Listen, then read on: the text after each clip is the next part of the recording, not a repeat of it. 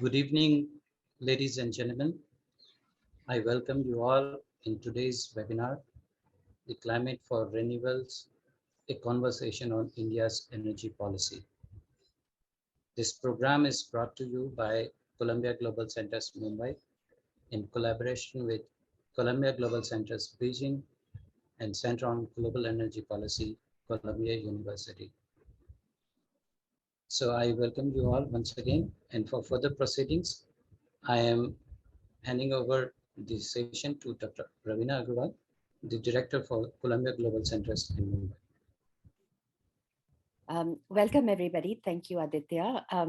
Welcome to this panel, The Climate for Renewables, a conversation on India's energy policy. This is the third session in a four-part series on climate policy and energy policy in Asia that is being organized by the Columbia Global Centers Mumbai in partnership with the Columbia Global Centers Beijing, as well as the Columbia University's Center on Global Energy Policy. I would welcome all of you to this very important panel and very important conversation. The Mumbai Center, like 9 other global centers of Columbia University, was established with the aim of advancing knowledge exchange, promoting research and education to answer some of the biggest challenges that the world is facing today. And energy and clean air and the future of our planet is certainly one of these, a very, very big challenge. With a population of 1.4 billion and one of the world's fastest growing major economies, India will be vital for the future of the global energy market. The current energy mix in the Indian scenario comprises of largely thermal power, almost 63%, and while some spectrum of renewable energy comprises the other part. And India's share of total global primary energy demand is set to increase from 6% to 11% by 2040. How can the policy and planning framework target the provision of energy, A, at the household, transport, and industrial level in a way that accounts for economic growth projections and population demands, and B, in a manner that reflects resilience and adaptation to growing environmental stress, carbon pollution, and the vulnerability of our natural resources? What is the country doing to move us away from fossil fuels and spur the renewable energy sector, and where do the gaps lie? I'm going to turn for this important conversation. I'm going to welcome all the speakers, and I'm particularly Sumant Sinha, who is very closely associated with the university, and also our other speakers. Our first speaker is going to be Dr. Pierre Noël, who is a global research scholar at the Center on Global Energy Policy. His research interests sit at the intersection between international energy markets and public policy choices. And since 2013, he has worked extensively on energy and environmental policy strategies in emerging Asia, focusing on the economic and political drivers of the competition between coal, LNG, and renewables in the context of growing concerns about the local and global environment. So I welcome you, Pierre. Thank you very much, Ravina. Thank you to everyone who has been involved in putting this webinar together. It's a pleasure to be here. I have just a few minutes, and therefore I've decided to speak without any slides. And I apologize if most people on the call, on the webinar, already know what I will say.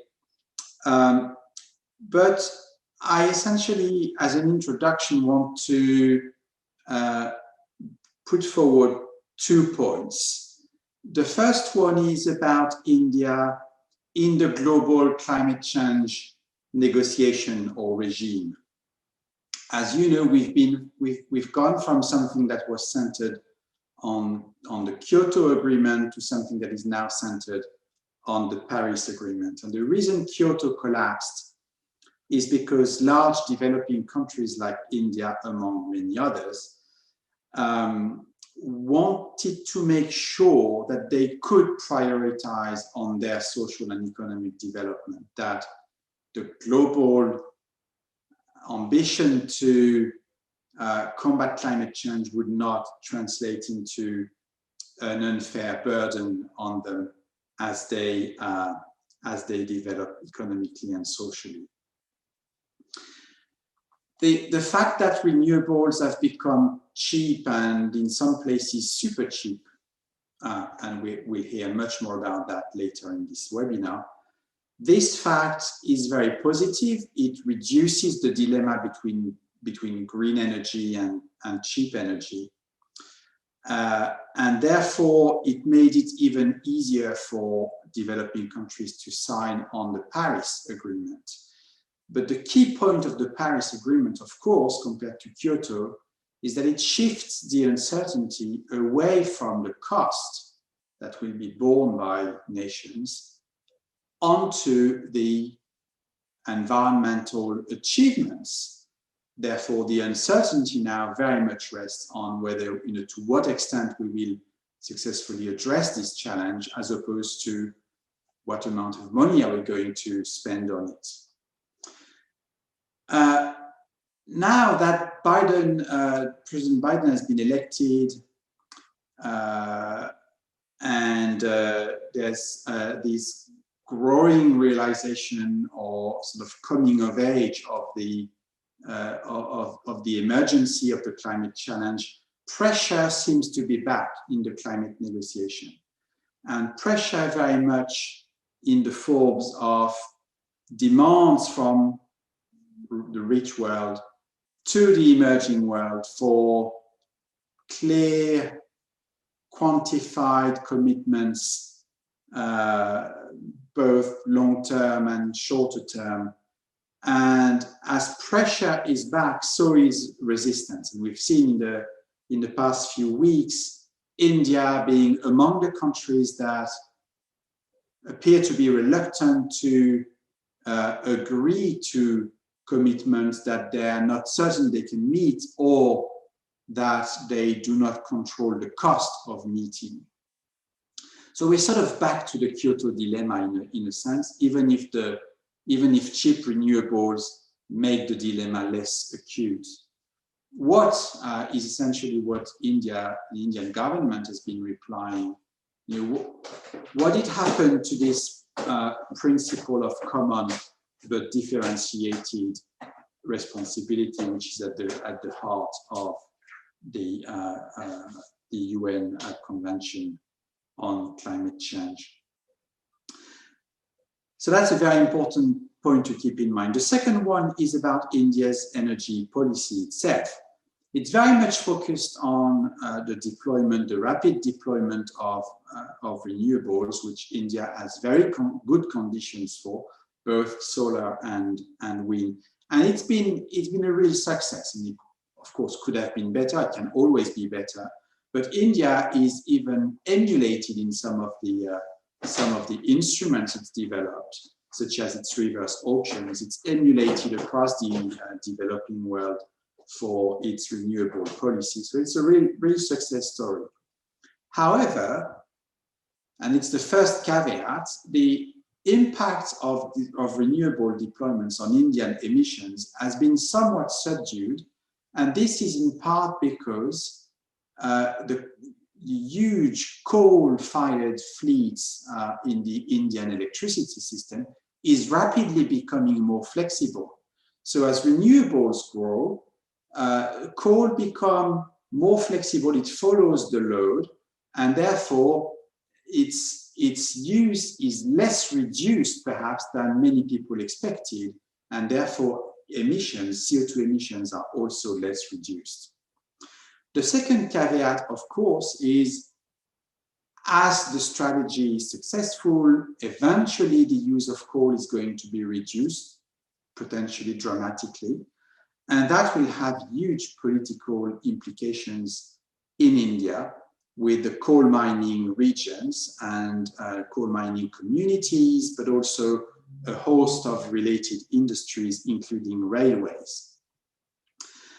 The third caveat, of course, is about greening the industrial sector, which is the other big CO2 emitting sector, a fast growing one, and one in which the technologies to reduce CO2 emissions have not come down in cost dramatically as they have in electricity generation.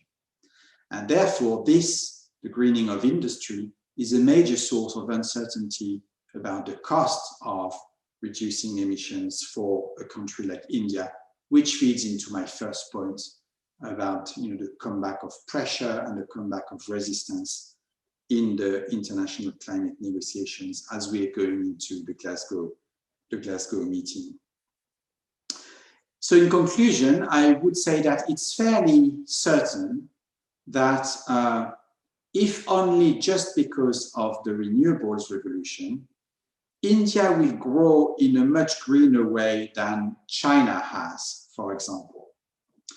However, it is unclear to what extent renewables in themselves, cheap renewables, will take us to climate neutrality, or more precisely, at what cost will renewables via the electrification of transport, industry, be able to take us to climate neutrality. So the uncertainties, I would say, have receded compared to 20 years ago, but they certainly have not disappeared. And India certainly is still at the very center of the global climate change fights, dilemmas, negotiations, and therefore I very much look forward to the rest of the webinar. Thank you very much.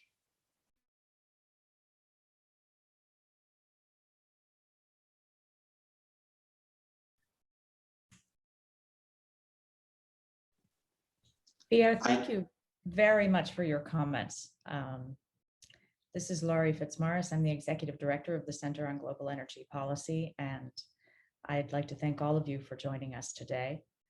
It will be my pleasure to guide the rest of the conversation, and I'd like to take a moment to introduce Sumant Sinha, who is the founder, chair, and managing director of Renew Power, and the author of the book Fossil Free, that I would encourage all of you to read. It is a compelling text that will guide you through the history of energy transitions and bring you to the present day and many of the challenges around renewable energy.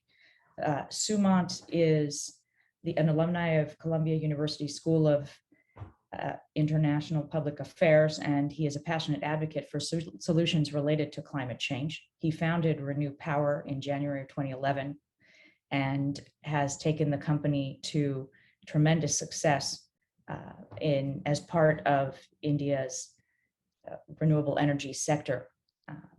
Sumant, I believe that you have some slides you'd like to share with us, and then I would enjoy very much the opportunity to ask you a few questions and continue to moderate the discussion.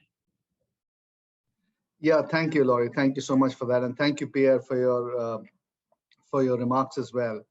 Let me just take you through a very quick presentation, and then we can do the Q&A after that, if that's okay. Great. So what I'll do is I'll just take you a little bit through what I have written in the book. Really, as you said, talking about the energy transitions that we are in the midst of right now, which is still not very well recognized, although of course it's now becoming better recognized. And then a little bit about the implication for India and where India stands on this whole area of energy transition. We are actually in the midst of an energy transition of the kind that we've witnessed only a couple of times before in our history. First of all, in the 19th century, there was a transition from biomass, which is really wood burning, to coal, as we had the development and the discovery and the evolution of the steam engine. And then basically in the 20th century, end of the 19th century, early 20th century, we had also the transition not away from coal, but also a new fuel coming into the mix, which was really oil. And what we're witnessing now is a similar transition happening, which is really from the fossil fuels into clean energy. And that's something that we're only at the beginnings of, and this is something that will change and continue to become a much bigger aspect as we go forward. Now, if we look at carbon emissions, which is really one of the things that have to be looked at in terms of driving this change, and which is really how this transition started off, which was the whole recognition and realization that that carbon emissions were not good for humanity, not good for the planet, and therefore had to be addressed. Um, you can see that since over the last 50 years, carbon emissions in the world as a whole have tripled, or in fact more than tripled.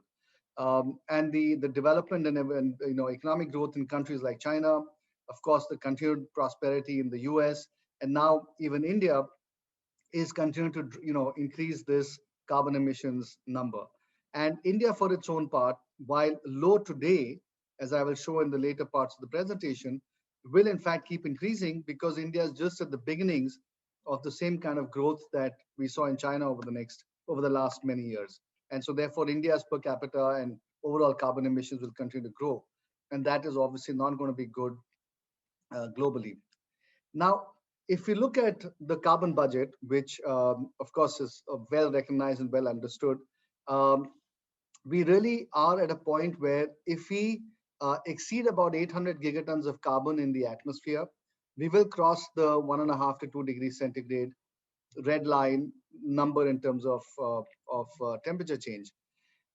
Today, there already is 600 gigatons of carbon in the atmosphere, and only an additional 100 gigatons more will essentially tip us over that number of 1.5 degrees centigrade.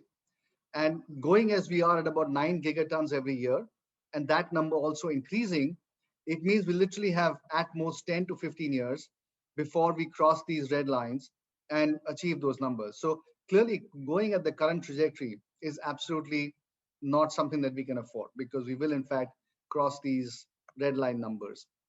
And we all know this has obviously been well documented, but we've seen that over the last 100 years or so, temperatures have definitely gone up. And you can see really from the 1960s, which is really where this long-term mean has been kept at, you can see that we've already had almost a 1 degree centigrade temperature change in the last 50, 60 years or so. And so just fast forward this by another literally 20 years, given where we are right now in carbon emissions, and we'll cross the additional 1.5 degrees centigrade. So the reality is we don't have time. We don't have time. We are continuing to emit more and more carbon into the atmosphere. And despite, of course, all the commitments that we're seeing from various countries, the longer those commitments take to take effect, the more carbon we would have already put into the atmosphere. And so it's not just a question, if you look at various countries' net zero targets, it's not just a question of what the target is at the end. It's also a question of how you get there. If you go like this and then suddenly stop, right, you'll have a lot more carbon in the atmosphere already. And so therefore, the sooner we can put a stop onto various countries' carbon emissions, the better it is. And the more urgent, therefore, and this, and the imperative is very strong to reverse. And we've, of course, seen all the issues around bushfires, cyclones, the increasing frequency of all sorts of climate events, which is leading to disrupted weather patterns and so on. And this is obviously not good. We are clearly seeing the impact of the 1 degree centigrade change already. In addition to the climate change issue, there is also the pollution issue, which in countries like India, particularly, is a very acute problem. 9 of the 10 most polluted cities in the world are actually in India, not just in India, but northern India. And this is something that leads to tremendous healthcare issues for everybody who lives there, and obviously increases healthcare costs as well, decreases productivity, decreases quality of life. So this is therefore a very big issue that also needs to be addressed. And so this is again where you have a confluence of what is good for climate change is good for the local environments and local air pollution and so on, and therefore has to be addressed very critically.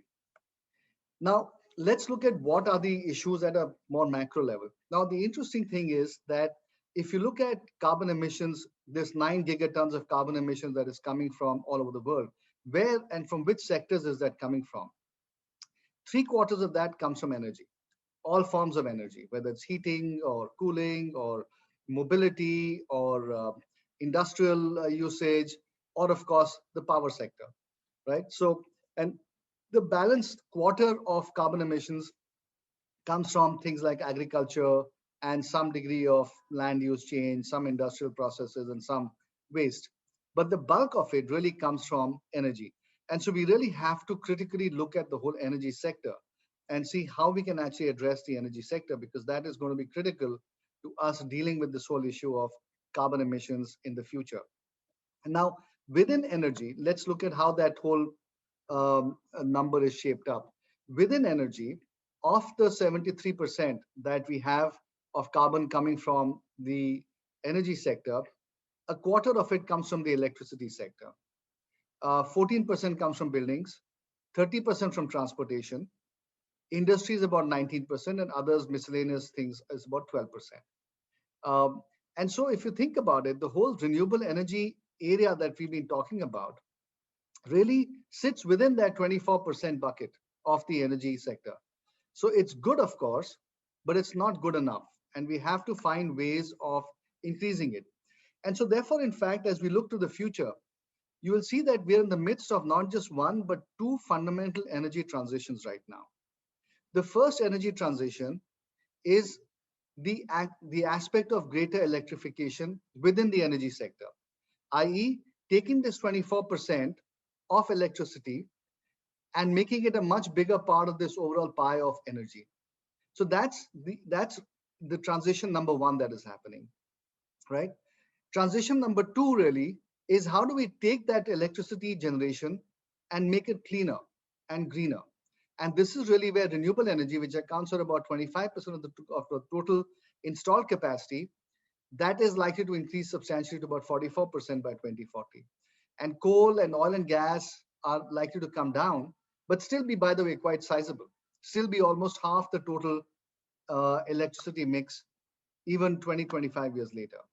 Now, of course, these are all forecasts that are changing, right? As technology evolves, as new urgency gets felt and new policy making paradigms come in. For example, a change in the US political system, is again causing us to look at some of these numbers more critically to try to see what more can the world do to move faster in this direction. So these numbers are, of course, subject to change, but that's the trajectory that we are looking at right now. Now, in terms of this overall situation, therefore, renewable electricity has to go from being, renewable energy has to go from being renewable electricity to becoming renewable energy and become much broader and start taking over the aspect of transportation and industry as well, which today it is not doing. So therefore, in short, two energy transitions taking place right now. One, increasing share of renewables in electricity, and two, increasing electrification of the energy sector itself. So that's the second transition that is happening. So both of these are playing out simultaneously. And frankly, till 2-3 years ago, at a point when renewable energy was more expensive than coal-based power, this was not something that could be thought about, right? But today, renewables has become a lot cheaper than coal-based power. And therefore, you can start visualizing how some of these transitions, will play out. They're becoming a lot more concrete and tangible. And this is really the real value of a lot of the technology development that we've had over the last decade in renewable energy. And this is really what that is, which is that the solar photovoltaic LCOE costs or levelized cost of energy have come down to almost a seventh of what the costs were 10 years ago. And in wind as well, costs have come down by 52% in the last 10 years. And it is these very steep reductions that have happened that are in fact allowing us to now contemplate a very different energy future than we were able to do literally 10 years ago. And that to me is a very, very important aspect of finding the solutioning toolkit for dealing with climate change. Now, how does this pertain to India, and why is India such an important aspect of this whole energy and therefore carbon debate? Now, if you look at India, India's primary energy consumption is only about 5.8% of the world's energy consumption, which is almost a fifth that of China's, which is not unusual because India's per capita income is about a fifth that of China's, and the populations are more or less the same. And so therefore, you can imagine that if per capita incomes or energy consumption is in line with per capita incomes, then that's a very natural difference to have. Now, the issue is that however India's GDP is growing rapidly and is likely to grow very rapidly over the next many years, and this 5.8% therefore is likely to grow. Now, if you look at the electricity consumption, India's as an indicator of energy consumption, you see that India's electricity consumption at 1100 units per person per year is a third that of the world average. Now, if I take out India from the world average, because India is 1/6 of humanity, the world average is probably closer to 4,000. And so we're actually almost a quarter of the rest of the world average. Now, if over the next few years, India tries to move itself to closer to the world average, our primary electricity and let's say as a proxy, energy consumption is also going to grow 4 times. That 5.8% of the previous page will become 15 or 20%. Now, therefore, the biggest energy consumption in the world over the next several years will incremental energy consumption will come from India.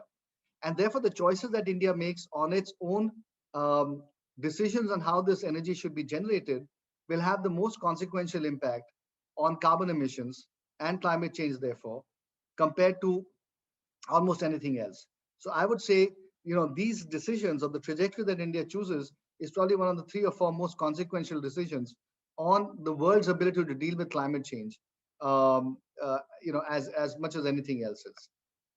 Now, again, this just shows the fact that we are going to consume, at least in the next 10 years itself, our consumption of electricity is likely to grow. And even if 50% of this comes from renewable energy, now to relate that to renewable energy, it will require 350 gigawatts of additional renewable energy capacity. And that will require an investment of $500 billion.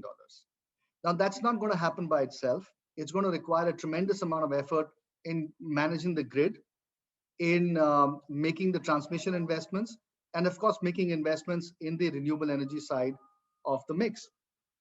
And so therefore, as we look towards this, sort of deconstruct this into the renewable energy side of the story in India, what are the consequences of that? There are various things that India has to do to address some of these issues. What are those? Number one, we have to have much smarter policy making, because technology is evolving very rapidly. We are going to face, as I said earlier, grid intermittency issues. We are going to be looking at how to manage the grid, and therefore storage decisions, technology policies around storage. As renewables continues to change in terms of cost, and the dynamic and the relative dynamic of that with coal and other forms of electricity changes, how should all of that be configured, are decisions that the governments will have to make, not just the central government, but state governments as well, over the next several years. And so therefore, those policies are going to be very critical.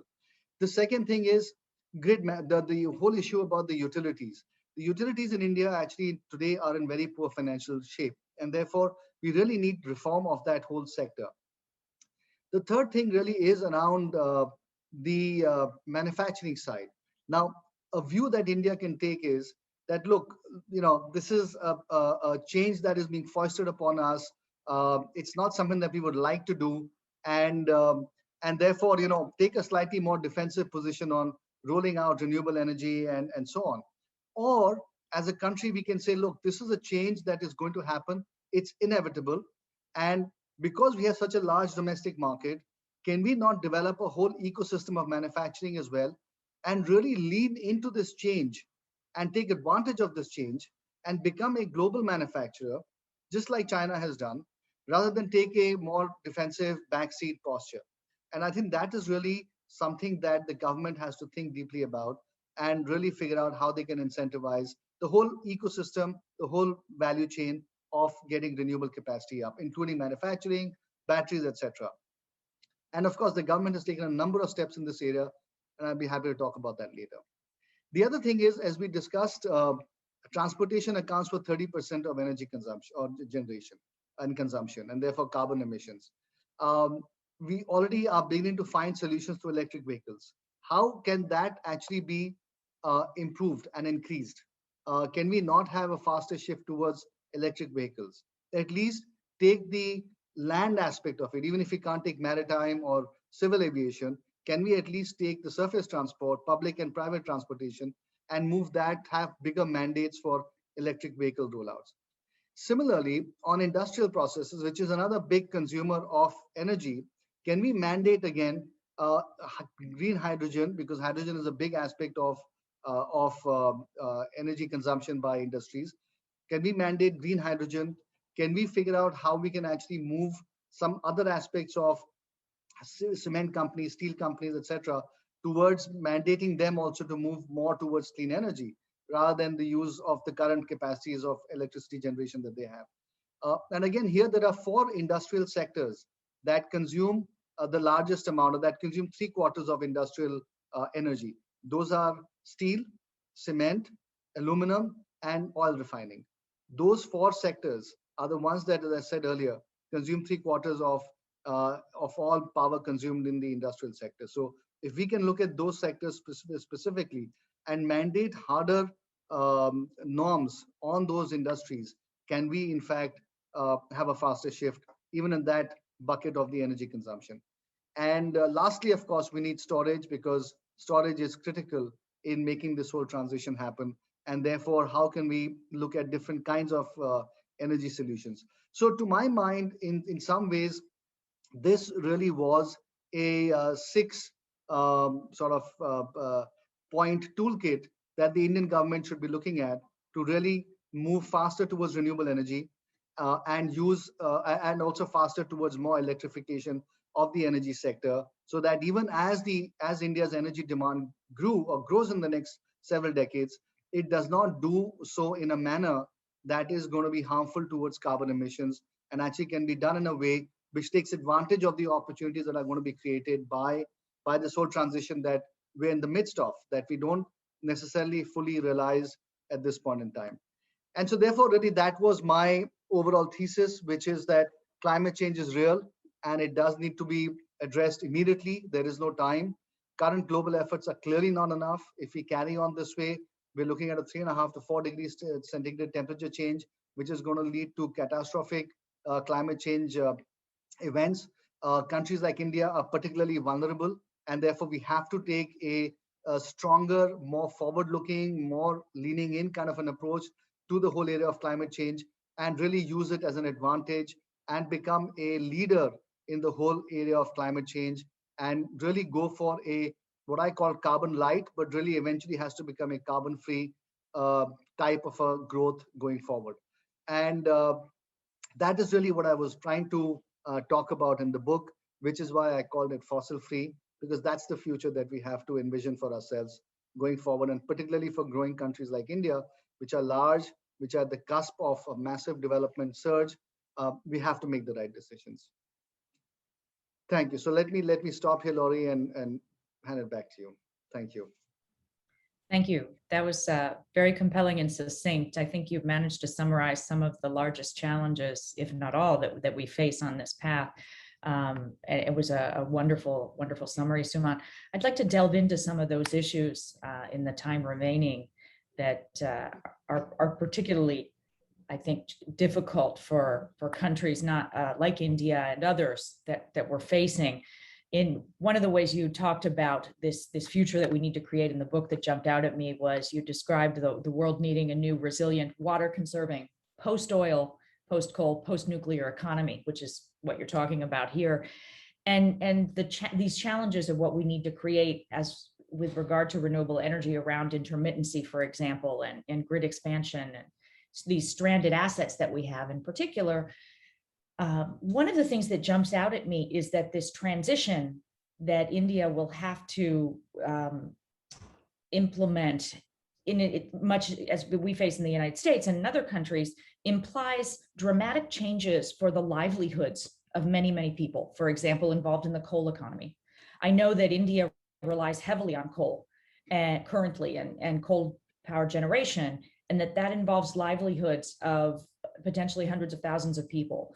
How do you believe that could be addressed? I know that that's a huge challenge and will have to be managed. Do you have any thoughts that you could share on that topic?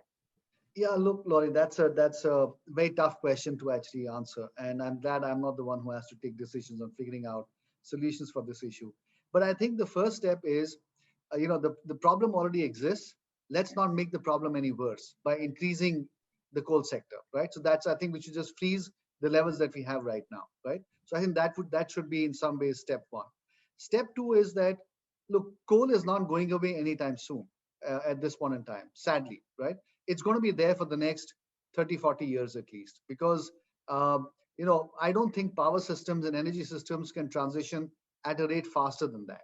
So there is going to be a significant period of time during which we have, within which renewable energy solutions continue to increase and technology continues to increase. Grid management, becomes easier, and so on.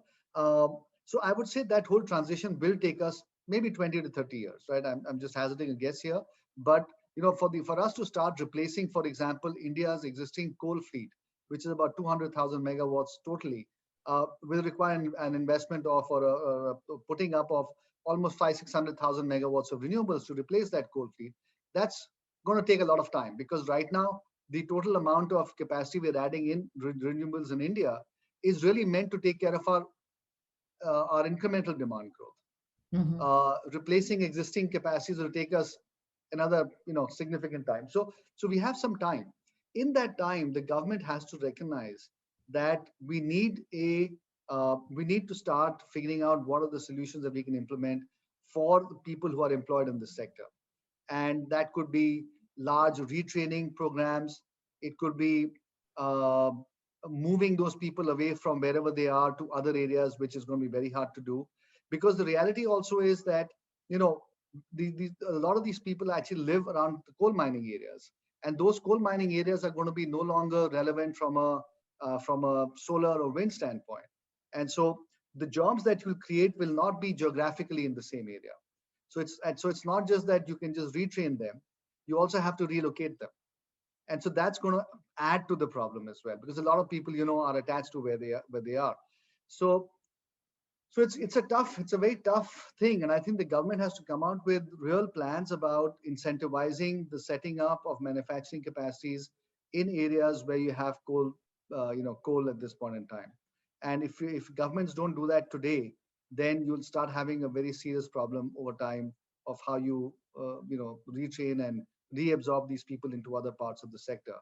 And for that reason, and if you don't do that, you'll continue to actually have the coal sector, because you can't do away with those jobs. And therefore, that will always be in some ways a lock-in to get away Mhm. from the coal sector. And so that's going to be Absolutely. one of the most difficult aspects, actually. So I don't have an Yeah. answer for you, unfortunately. No, but But I think you summarized the challenges, and I think you pointed towards the answer, which is a long-term policy solution and working with those communities. So thank you. I think you've summarized it and pointed towards the potential solutions in a very succinct way. I'd like to touch on another really important element of renewables rollout, and this comes from my own background in renewable energy development, which is intermittency. And the importance of managing intermittency in order to increase the amount of renewables. How is Renew as a company thinking about that and managing it in terms of the design of its facilities? yeah, so right now, renewables in India is only about 10% of the total electricity generation. So it's a fairly small number. And that is something that can be fairly easily absorbed into the grid without too many issues. Now, having said that, 10 years later, that number will be 30-35%. And you will have problems about absorbing all this intermittency. And you'll also have problems about absorbing all the solar capacity that we're putting up, because it'll peak in the middle of the day and there won't be sufficient demand. And so we'll have to have storage-based solutions. So I think we need a number of different things to be done. Number one, on the demand management side, we need to be able to shape the demand side of the curve a little bit towards fitting in more closely with the generation side. So I think that's one thing that we need to do. So time of day pricing, encouraging people to operate their factories and stuff like that at different points of the day. All of those things, I think, charging their cars perhaps at night rather than in the daytime, or more in the daytime rather than at the nighttime, sorry. So those kinds of things, I think, are going to be important. The second thing is we need to figure out what kind of a storage strategy we require, because and that answer is going to keep changing also over time. And this is really where this whole issue that I talked about, which is nifty policy making, is very critical, because the solutioning and therefore the policy interventions will keep changing over time that are required. Because in the beginning, you'll have relatively less storage required to be able to absorb this power. But let's say 10 years later, you'll require much more storage to find solutions. And so therefore, whether you put those storage solutions up close to demand centers, or close to generation centers? Should you have a separate ancillary market for batteries, or should you club it with the generation side? Those decisions will have to be taken by the government. And those will keep changing also as costs of technology keep coming down. Because today, perhaps you start small because on batteries, because costs are higher, but then you have a clear roadmap that as costs keep coming down and as the percentage of renewables in the grid increases, this is the way we're going to manage that. So I think what we are doing as a company clearly is that we recognize that storage is going to become a very big issue going forward. So we are investing in developing capabilities on the battery side. We won't get into manufacturing batteries because that's a whole different business by itself. But certainly on developing the right software solutions, the right matching of the generation side with storage solutions in a way that brings down the cost as much as possible. Those are solutions that we're definitely working on. But a lot of thinking has to evolve in this area right now. That is not there yet, simply because it's at fairly early stages of the battery business. Excellent. Yeah, you made some comments that I thought were very interesting in the book about how you believe that intermittency will cease to be a problem between 2024 and 2026, which That's I found. right. I think, yeah, just looking at the trajectory of how battery pricing is going, and literally in the last 2-3 years, the cost of batteries have halved. Just extending that out a little bit further, and also looking at the cost reduction in renewables. My sense is that renewables plus storage will become competitive with baseload power in the next 5 to 6 years. And then you can actually potentially just have renewables with batteries rather than anything else, essentially. And the other thing is how you combine wind and solar together, because if you combine wind and solar together, then you already have a little bit more of a managed curve. Now, again, you can do this at the overall grid level, at the national level, or you can do it at a state level, or you can do it at the generation level. So again, the government has to decide how they want to approach this whole thing. Today, they are looking at going at the generation level. And so at the generation level, it's up to us to find the right kinds of solutions. And if you're going to do that at the grid level, at the state level or at the grid level, depending on your grid, you of course need proper build out of that grid and debottlenecking of that grid and a certain level of sophistication of management of the grid, which I think is where we need to go. That's right. And I think there are several aspects of it. Number one is obviously the physical build out of the grid itself, that the wires need to be there to carry the power from one part of the one location to another location. So I think on that front, at least India seems to be well prepared and is seeming to be doing a good job. The second aspect is the softer aspect of the software, the whole demand supply management, the plotting of the curves and making sure that everything is aligned, that you have the flexibility of dialing up and dialing down different sources of generation. So that's an area that we really need to do a lot more work in. And today, I think if you look at the various states, because this is done mostly at a state level, there is the institutional capacity to deal with some of these intermittency issues is not very high. There needs to be a lot more work to be done in this area to absorb more renewable energy. And we've seen countries in the Western world, Europe and so on, where just through better management at a regional level, the level of renewables in the grid has gone up to about 30-35% or even 40%, even without a significant amount of storage, right? So I think there is a natural ability to get to that point just through better management of the whole grid. So I think that's the second aspect of it. The third, of course, is then coming out with all of these new strategies around storage and figuring out how that might be able to impact some of these things as well. And as I said, that answer continues to change on a dynamic basis because the costs keep coming down. And so therefore, and the availability goes up. And so that's why it's very hard for policymakers, because they have to necessarily create forward-looking policy where they have to look at what's going to happen 3 or 5 years out, and then factor all of that into the decision making, rather than looking at the situation as it exists today. Because today is not going to be the same as tomorrow, as we've seen in renewables over the last so many years, right? Tomorrow is going to be very different, and policies would take time to get developed and implemented. So you're trying to get two things to converge 2-3 years later, a view on technology and a view on how your policies will impact everything. And so therefore, it's a little bit difficult. And this is really where enlightened and what I said, nifty policy making is so critical, because you can't develop policies for today, as of today's situation, when the future is going to be so markedly different.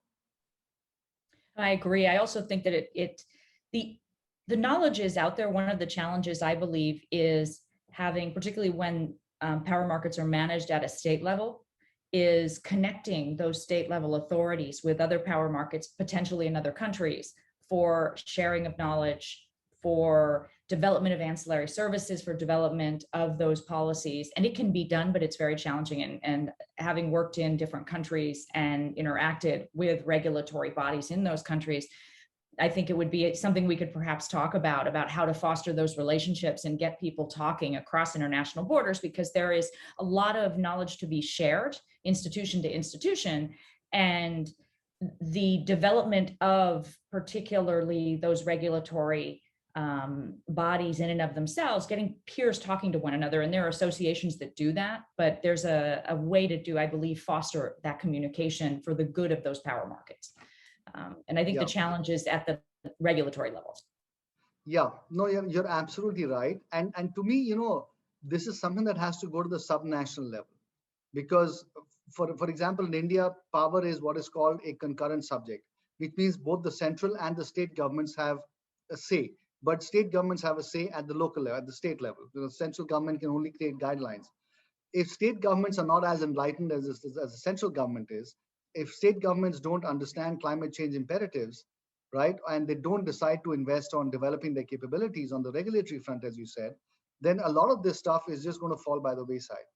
And so you're absolutely right that we really need to encourage cooperation at now multiple levels across various countries. For example, why can't we have cooperation between various, some Indian states and US states like California or New York, which are much, let's say, further along the curve on the development of power markets or thinking through the future of how things might evolve. And we need those kinds of dialogues and conversations to happen. And so therefore we need a Glasgow where it's the state governments that come together and discuss things, right? Rather than only nation states coming together. Because I think nation states get it, most of them at least.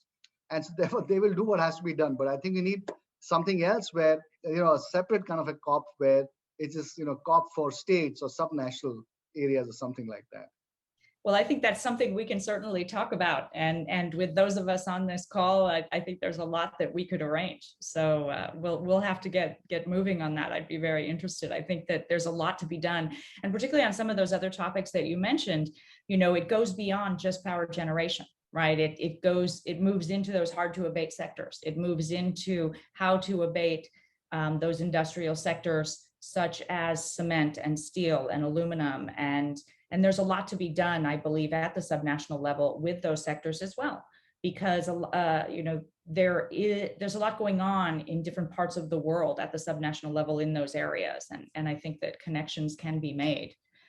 This is, emissions do not respect borders. Emissions are not concerned about politics.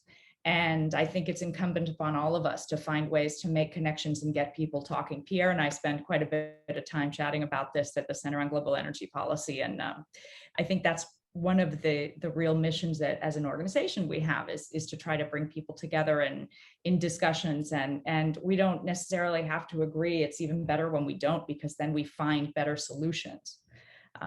And I have to say, your book really got me thinking about the connections between the technology piece and the, challenges. I have to bring it up, your conclusions around nuclear. Please share with us your thoughts there, because that's a debate we have in the organization a lot as to whether or not nuclear needs to be a part of the solution. My feeling on nuclear is, for example, that it is ultimately people are driven by commercial interests as much as by anything else. And especially in countries that are not as prosperous, costs become a very big aspect of a solution. Now, if you look at India, for example, solar can be set up at 2.5 rupees a unit.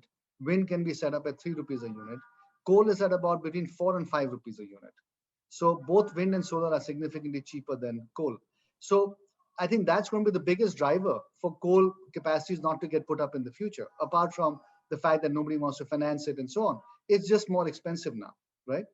Now, if you look at hydro, it's very hard to build hydro. It takes many years. There are all sorts of environmental issues and so on. But nuclear, unfortunately, is very expensive. And I haven't seen any latest numbers, but from whatever I understand, nuclear would be about 7 or 8 rupees at least per unit, per kilowatt hour. And so therefore, if nuclear is 7 or 8 rupees and your solar and wind are at 2.5 to 3 rupees, why should anybody want to put up nuclear? Now, at least these are the cost dynamics in India. The cost dynamics in other parts of the world may be different. On top of that, you have fuel supply issues. On top of that, you have NIMBY issues, and you have very large size investments required, which most private companies can't put in, because it requires billions and billions of dollars. On the other hand, renewables is much more modular, much more flexible, much shorter gestation time periods, and 50 companies can be setting up wind farms and solar farms, but maybe only 1 or 2 very large government-owned type companies can set up nuclear. So for all of those reasons, my feeling is that nuclear may not be a very big part of the solution. And then keep in mind one more thing, that what you require in the grid today more than anything else is you need flexibility, right? And nuclear needs to operate at a certain minimum size or a certain minimum generation level. So actually it's inflexible. So you have to keep operating it at a certain minimum level. And the same thing applies actually to coal-based plants as well, which is, yes, it is baseload power, but you can't dial it down below a certain level. So you don't get that flexibility from it. But between wind and solar on the one hand and storage, you can generate that flexibility. So therefore, the question is, to my mind, I don't think that nuclear will be a big part of the solution going forward. Certainly not in countries like India, where fuel supply and fuel allocation or disposal becomes an issue as well. Thank you. That is, the economic driver argument certainly makes sense, particularly in the developing world. So appreciate it. Thank you very much. I do believe that we are coming close to the end of our time. I could continue speaking. We have a number of questions that we were unable to get to. I have been trying to weave them into the discussion, the questions from the Q&A. So I think we need to do another event. I think it's clear.